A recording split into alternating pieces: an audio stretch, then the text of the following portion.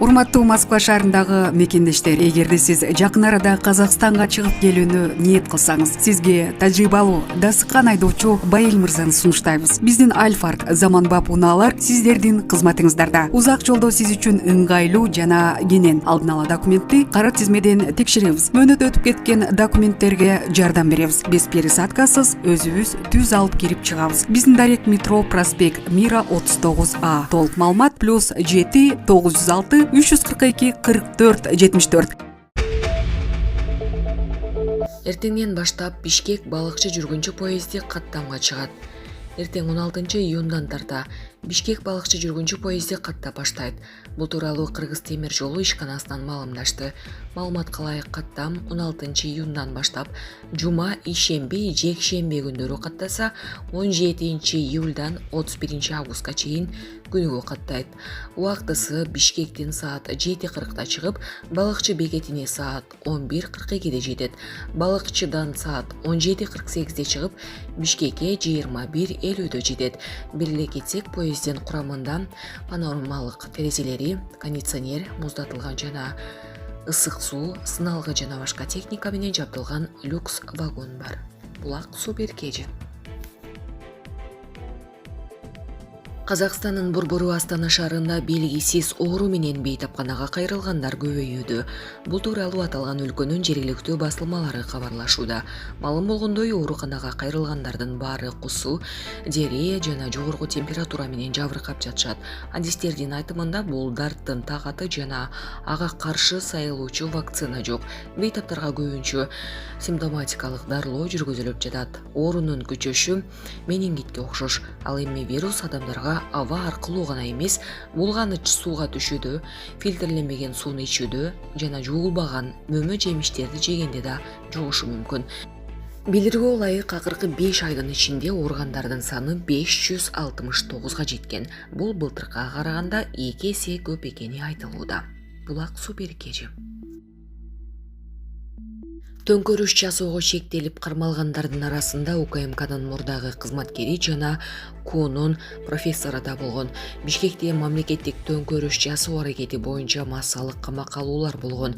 Шектүүлөрдүн арасында атайын кызматтын мурдагы кызматкери жана КУнун профессору да бар экенин Кактус медиа сайты укук коргоо органдарына таянып жазды. Алардын айтымында 7-июнда Бишкектин 1-Май райондук соту бийликти күч менен басып алууга даярданган деген чек менен кармалгандарга карата баш коргоо чарасын тандап, 4 чектүүнү 21-июлга чейин УКМКнын СИЗОсуна жөнөтүү чечимин чыгарган. Элдик кеңеш партиясынын жетекчиси Роза Нурматова менен Чек ара бейөкмөт уюмунун мүчөсү Гүлжигит Исаков УКМКнын СИЗОсуна камалган.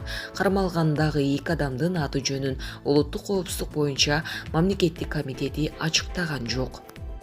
Бирок кармалгандардын арасында УКМКнын мурдагы кызматкери Темирлан Дадиева, УКМКнын СИЗОсунда камакта жана КУнун профессору Чолпонбек Сыдыкбаев үй камагында бар экени айтылды.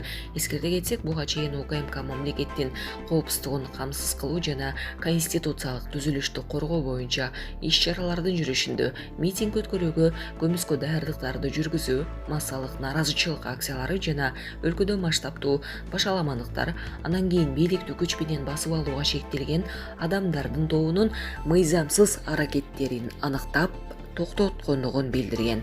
Булак Назар Ньюскежи. Грециянын жээгинде кеме оодарылып кетип, 70-тен ашуун мигрант каза болду. 14-июнга караган түнү Грециянын жээгинде кеме оодарылып кетип, 70-тен ашуун түндүк африкалык мигрант каза болду. Бул тууралуу дүйнөлүк басылмалар жазышты. Кеме 10-июнда Ливиядан Италияга багыт алып чыккан, бирок Пелос шаарына жакын жерде оодарылып кеткен. Кырсыктын келип чыгышына кемеге өтө көп адам түшүп алгандыгы себеп болушу ыктымал. Анда 700дөй адам болгон. Оодарылып калгандан кийин 104 киши куткарылган. Дайынсыз жоголгондордун так саны эсептелип бүтө элек. Булак Серепкежи. Спецназ Ташиевдин уулумун деген кишини уктап жаткан жеринен кармап кетти. УКМКнын төрагасы Камчыбек Ташиевдин уулумун деп алдап башка адамдардын мүлкүн тартып алган адамдар кармалды. Бул тууралуу аталган мекемеден билдирди. Маалыматка караганда жарандар башка жарандын акчасын жана автоунаасын мыйзамсыз ээлеп алган Адилет аттуу кылмыштуу топтун мүчөсүнө карата чара көрүүнү суранып УКМКга кайрылышкан. Кармалган жарандар өздөрүн УКМКнын төрагасы Камчыбек Ташиевдин уулу катары тааныштырып, коркутуу жана алдоо жолу менен 2019-жылы чыгарылган Toyota Prius үлгүсүндөгү автоунааны ошондой эле 400 000 рубльды ээлеп алышканы аныкталды деп айтылат маалыматта. Факт боюнча кылмыш жаза кодексинин өзгөчө ири өлчөмдүү алдамчылык боюнча иш козголгон. Шектүүлөр УКМКнын убактылуу кармоочу жайына киргизилди. Азыркы тапта УКМК бул кылмыш ишинин алкагында тиешелүү тергөө иш-чараларын жүргүзүүдө. Ошондой эле башка ушул сыяктуу мыйзамсыз фактыларга тиешеси бар адамдарды аныктоодо. УКМК мамлекеттик органдардын жетекчи кызматкерлеринин, ошондой эле алардын жакын туугандарынын атын сатып, кылмыш жасагандарга катуу чара көрүлөрүн эскертет. Мындай фактылар болгон учурда УКМКнын нөөмөт бөлүмүнө 0312 20 585 0312 66 04 75 номерлери аркылуу кайрылууга болот. Булак Спутник Кечи.